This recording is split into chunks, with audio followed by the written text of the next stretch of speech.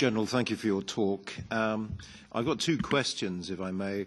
The first one is, if you're now to be part of the External Action Service, will your political direction primarily come from the High Representative, rather directly in the Commission, rather than for national governments in future?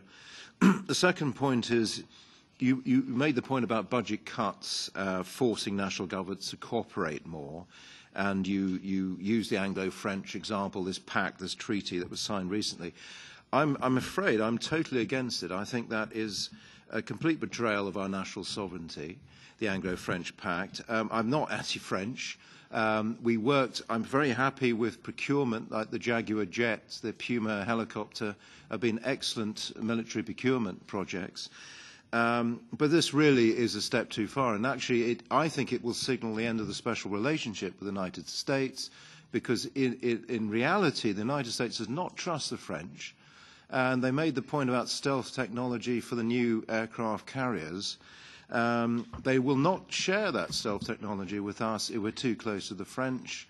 I think it imperils our nuclear cooperation, it imperils our cruise missile, shared intelligence. So I think it's totally wrong. And if it's all about money and budget cuts, then I would condemn that. But the question really is, are you really aiming towards a single EU military, one single armed force? Is that the real agenda in the future? Thank you. To the question, should we have, are I still aiming at EU armed forces?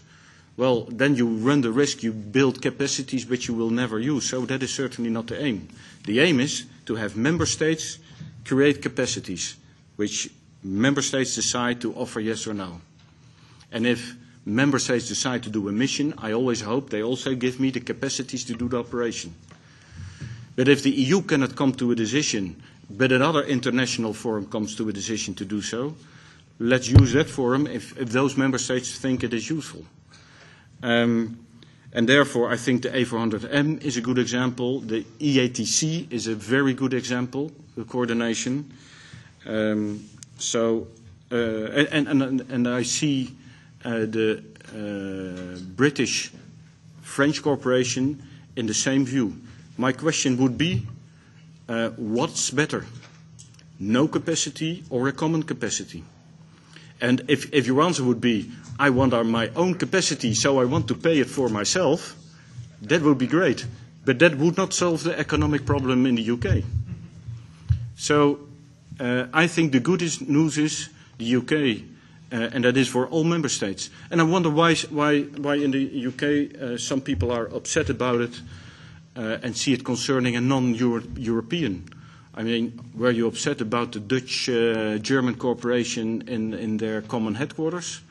Are you upset by the Baltic cooperation? No, they're all examples where member states only can get a capacity if they work together. And I think it's great. And the EU is there, I am there to facilitate it. Because all member states come with their requirements. We group them and say, hey, you have the same requirement. Let's work together, and I'll facilitate. That is the aim.